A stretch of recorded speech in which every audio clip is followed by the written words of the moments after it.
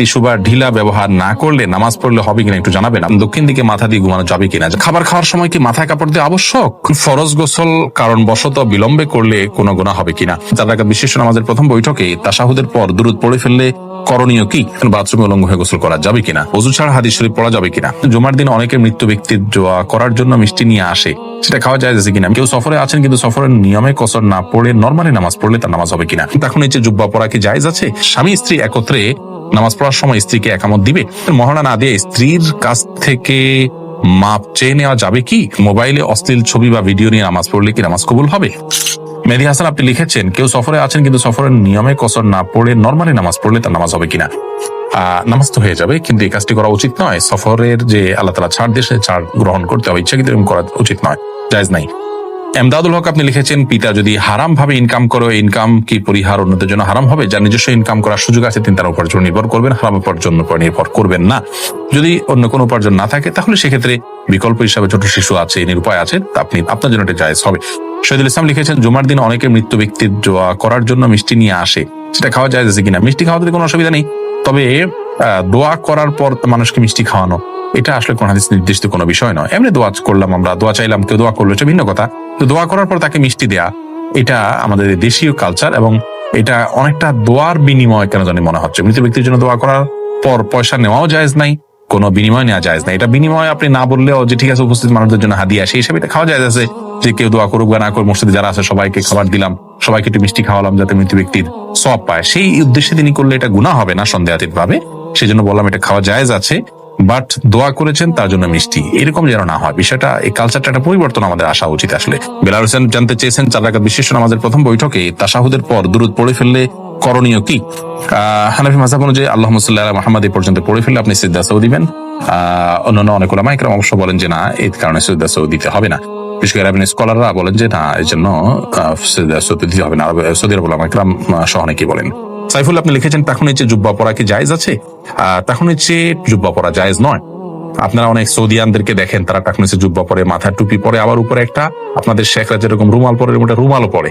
তো এটা দেখে আপনারা হয়তো মনে করেন যে এই জুব্বা পরা বোধহয় জায়েজ আছে। না ভাই, মা আসফাল মিনাল কাবাইনি মিনাল ইজারি ফিন্নার, নবী ইসলামের কোন হাদিস আছে মা আসফাল মিনাল কাবাইনি ফিন্নার, উপর দিক থেকে যে সমস্ত পোশাকগুলো যায়, সেটা লুঙ্গি হোক, জুব্বা হোক, এমনকি পায়জামাও যদি হয়, সেটা যেগুলো উপরে পড়ার সেগুলো যদি টাকনু নিচে যায় সেটা হারাম হবে। আর যেগুলো থাকেই টাকনু থেকে নিচের অংশ, যেমন মোজা, সেটা জায়েজ হবে। বা মোজার সাথে যদি আপনার পায়জামা বা প্যান্ট ওরকম অ্যাটাচ থাকে, ওরকম অনেকে ডিউটি পোশাক হিসেবে থাকে, সেগুলো থাকলে সেটা জায়েজ হবে। জুলকারনাইন আপনি লিখেছেন, ফরজ গোসল কারণ বশত বিলম্বে করলে কোনো গুনাহ হবে কিনা? গোসল বিলম্ব করলে কোনো গুনাহ হবে না, তবে ফরজ গোসল যদি আপনি দেরিতে করতে চান, পরবর্তী ফরজ নামাজের আগে আগে আপনাকে করে ফেলতে হবে।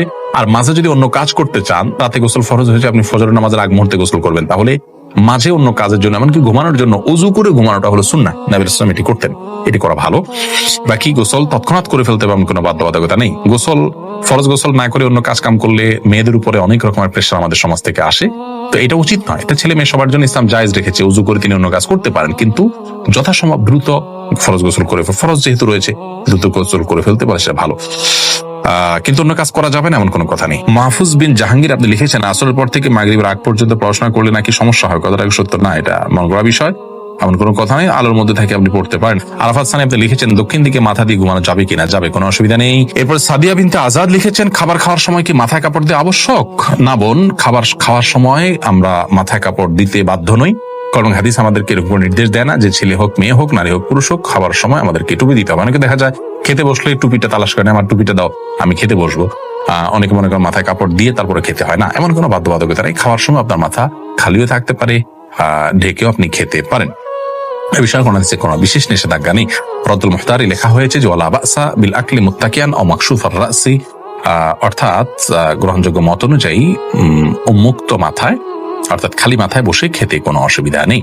এমনি শাকিল ইসলাম লিখেছেন, টিস্যু বা ঢিলা ব্যবহার না করলে নামাজ পড়লে হবে কিনা একটু জানাবেন। আপনি যদি পবিত্রতা অর্জন করেন পানি দিয়ে এবং ভালোভাবে করেন, আপনি নিশ্চিত হন যে আর পেশাব বের হয়নি, তাহলে সেক্ষেত্রে আপনার নামাজ হয়ে যাবে। আপনার পবিত্রতাটা নিশ্চিত করাটা হলো মূল বিষয়। মোহাম্মদ ইসলাম রুবেল আপনি প্রশ্ন করছেন, বাথরুমে উলঙ্গ হয়ে গোসল করা যাবে কিনা? ভাই রুবেল, বাথরুমে উলঙ্গ হয়ে যদি কেউ গোসল করেন তাহলে তাতে কোনো বড় গুনাহ বা কবিরা গুনাহ হবে না, বড় কোনো পাপ হবে না। তবে এই কাজটি অনুত্তম এবং ভালো নয় আমাদের জন্য, জাস্ট এইটুকু আমরা বলতে পারি। কিন্তু আপনার এর কারণে কোনো বড় গুনাহ হয়ে যাবে, ব্যাপারটা এরকম না। বিশেষ ওজরের কারণে যদি আপনার বিবস্ত্র হতে হয়, আপনার জন্য সেটা জায়েজ রয়েছে। নবী রাহমাহুল্লাহ সহিহ মুসলিমের সরার মধ্যে তিনি ব্যাখ্যার মধ্যে তিনি লিখেছেন যে গোসল করার সময় লুঙ্গি বা গামছা বা এই জাতীয় কোনো কিছু দিয়ে গোসল করাটা হলো উত্তম, এতে কোনো সন্দেহ নেই। তবে যদি প্রয়োজন হয় তাহলে সেক্ষেত্রে উন্মুক্ত করে অর্থাৎ আপনার সম্পূর্ণ বিবস্ত্র হয়ে গোসল করা জায়েজ আছে। একটি হাদিস এরকম রয়েছে, নবী সাল্লাল্লাহু আলাইহি ওয়াসাল্লাম বলেছেন যে আল্লাহ তাআলাকে কেউ যদি নাও দেখে তো আল্লাহ তাআলাকে অন্তত লজ্জা করা উচিত, লজ্জাশীলতা থাকা উচিত। এই জন্য এরকমটি প্রয়োজন হলে করা যাবে, আর প্রয়োজন ছাড়া এরকম করাটা অনুচিত, অনুত্তম, ভালো কাজ নয়।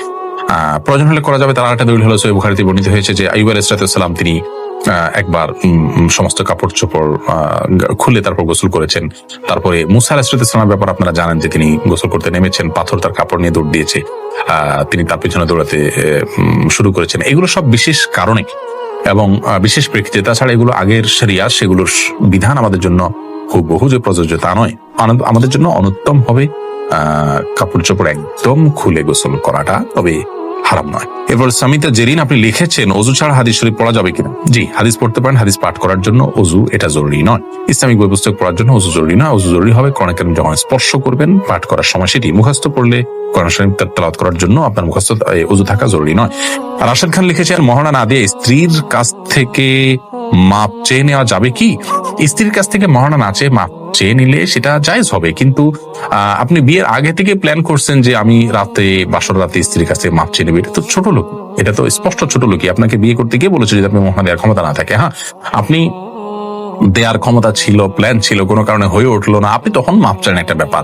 সন্দেহাতীত ভাবে আপনার স্ত্রী যদি আপনাকে সন্তুষ্ট চিত্তে মাফ করে দেন তাহলে মাফ হয়ে যায়। সূরা নিসা 24 নম্বর আয়াতে আল্লাহ বলেছেন ওয়ালা জুনাহা আলাইকুম ফিমা তারাদাইতুম বিহি মিন বাদিল ফারিদা, অর্থাৎ নির্দিষ্ট মহর ধার্য করার পর তোমরা যেটা উপরে সন্তুষ্ট হবে উভয় পক্ষ, সেটাতে কোনো অসুবিধা নেই। কোরআন কারীমে অন্য আয়াতে আল্লাহ আল্লাহ তাআলা আরো বলেছেন যে তোমাদের স্ত্রী যদি তোমাদেরকে কোনো ছাড় দেন মহর ব্যাপারে, তাহলে সেক্ষেত্রে ফাকুলুহু হানিআম মারিআ, তাহলে সেই ছাড় তোমরা গ্রহণ করতে পারো। কিন্তু আমার জানা নাই যে কোনো সাহাবী মহর ধার্য হওয়ার পর স্ত্রীর কাছে মাপ চাইছেন যে আমাকে মাফ করে দাও। এটা আমাদের কাপুরুষতা। এখন আসলে পৃথিবীতে ভাবের অভাব, ধরার সময় 10 লাখ 20 লাখ ধরি ভাবের জন্য, এরপরে মাপ চাই আমরা তলে তলে, এটা উচিত নয়, এটা কাপুরুষতা। এবং আগে থেকে সেজন্য আমাদের প্ল্যান থাকা উচিত। বাকি মৌলিকভাবে যদি স্ত্রীর কাছে আপনি মাপ চান, আপনি যদি মন থেকেই মাফ করে দেন, আপনার মাফ হয়ে যাবে ইনশাআল্লাহ। স্বামী স্ত্রী একত্রে নামাজ পড়ার সময় স্ত্রীকে একামত দিবে না। স্বামী স্ত্রী একত্রে যদি জামাতের সাথে সালাত আদায় করেন তাহলে সেক্ষেত্রে স্বামী নিজে একামত দিবেন, তিনি নিজেই ইমামতি করবেন। স্ত্রী একামত দিবেন, স্বামী ইমামতি করবেন, ব্যাপারটা কিন্তু সেরকম নয়।